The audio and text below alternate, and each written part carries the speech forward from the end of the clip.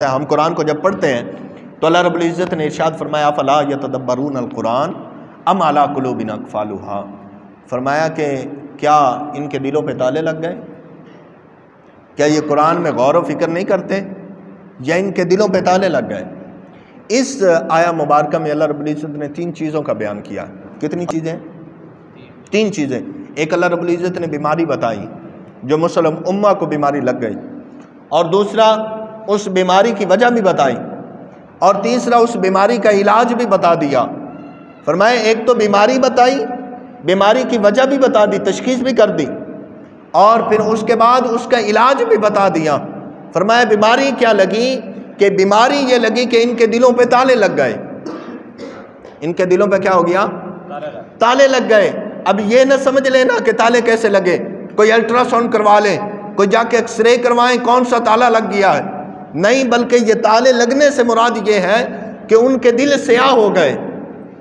ان کے دل کیا ہو گئے؟ سیاہ ہو گئے۔ میرے مصطفیٰ کریم علیہ السلام نے ارشاد فرمایا کہ جب میرا امتی کوئی ایک گناہ کرتا ہے، ایک گناہ کرتا ہے، فرمایا اس ایک گناہ کرنے کے بعد اس کے دل پہ ایک سیاہ نقطہ بن جاتا ہے، اس کے دل پہ ایک سیاہ نقطہ۔ اگر وہ توبہ کر لے تو میرا رب وہ نقطہ مٹا دیتا ہے۔ وہ کیا ہوتا ہے؟ وہ نقطہ مٹ جاتا ہے، وہ نقطہ ختم ہو جاتا ہے، وہ دل کی نورانیت اس کی باقی بچ جاتی ہے۔ لیکن اگر وہ گناہ در گناہ کرتا چلا جائے، اگر وہ گناہ پر گناہ کرتا چلا جائے اور پھر وہ توبہ نہ کرے، تو میرے مصطفیٰ نے فرمایا کہ پھر وہ ایسا ہو جاتا ہے کہ اس کا پورا دل وہ سیاہ ہو جاتا ہے۔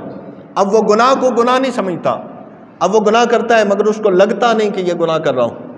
آج ہماری حالت یہ ہے، ہم نمازیں چھوڑتے ہیں، ہمیں لگتا نہیں کہ ہم گناہ کر رہے ہیں، ہم جھوٹ بولتے ہیں، ہمیں لگتا نہیں کہ ہم گناہ کر رہے ہیں، ہم غیبت کرتے ہیں، ہمیں لگتا نہیں کہ ہم گناہ کر رہے ہیں، ہم کسی کا ناجائز فائدہ اٹھاتے ہیں، ہمیں لگتا نہیں کہ ہم گناہ کر رہے ہیں، ہم رشتہ داری کو توڑتے ہیں، ہمیں لگتا نہیں کہ ہم گناہ کر رہے ہیں، ہم قرآن کا ادب نہیں کرتے، ہمیں لگتا نہیں کہ ہم گناہ کر رہے ہیں، ہم ناپ تول میں کمی کرتے ہیں، ہمیں لگتا نہیں کہ ہم گناہ کر رہے ہیں، ہم سود خوری کرتے ہیں، سود کا لین دین کرتے ہیں، سود کا کاروبار کرتے ہیں، مگر ہمیں محسوس نہیں ہوتا کہ ہم گناہ کر رہے ہیں۔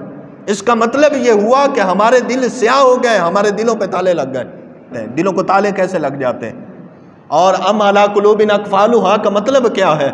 میرے مصطفیٰ کریم علیہ السلام کے غلاموں، میرے مصطفیٰ نے پہلے سے ہمیں بتا دیا، لیکن ہم یہ دین سننا نہیں چاہتے، ہم یہ اسلام پڑھنا نہیں چاہتے، ہم اس دین کے پاس جانا نہیں چاہتے جو عظیم دین ہمیں عظیم رب نے عطا فرمایا۔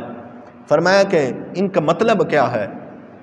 اللہ کے حبیب صلی اللہ علیہ وسلم نے فرمایا کہ میرے صحابہ جیسے دلوں کو تالے لگتے ہیں، جیسے برتنوں کو زنگ لگ جاتا ہے، جیسے برتنوں کو زنگ لگ جاتا ہے، ایسے ہی دلوں کو بھی زنگ لگتا ہے۔ لوہے کو زنگ لگتا ہے نا، لوہے کے برتن ہو، جیسے لوہا ہو، اگر ان کو پانی چھو جائے تو ان کے ساتھ کیا ہوتا ہے؟ تھوڑی دیر کے بعد، کچھ عرصے کے بعد ان کو زنگ لگ جاتا ہے۔ تو اللہ کے حبیب نے فرمایا میرے صحابہ جیسے لوہے کو زنگ لگتا ہے نا، ایسے دلوں کو بھی زنگ لگ جاتا ہے۔ صحابہ کرام پریشان ہوئے، یا رسول اللہ اگر لوہے کو زنگ لگے، اگر کسی برتن کو زنگ لگ جائے تو ہم وہ برتن دھو لیتے ہیں، وہ زنگ اتار لیتے ہیں، کیوں؟ وہاں تک ہمارے ہاتھ پہنچتے ہیں، ہم ہاتھ کے ساتھ اس برتن کو صاف کر لیتے ہیں، اس لوہے کو صاف کر لیتے ہیں۔ یا رسول اللہ اگر دلوں کو زنگ لگ جائے، اگر دل سیاہ ہو جائے، اگر دل زنگ آلود ہو جائے تو یا رسول اللہ دلوں کو کیسے صاف کریں؟ نہ یہاں تک ہاتھ پہنچتا، نہ یہاں تک پانی پہنچتا، نہ کوئی یہاں تک ریگ مار پہنچ سکتا ہے کہ ہم دلوں کے زنگ کو اتار لیں۔ تو میرے مصطفیٰ کے غلاموں سنو اس بات کو، توجہ کے ساتھ سنو اور دل کی تختی پہ لکھو۔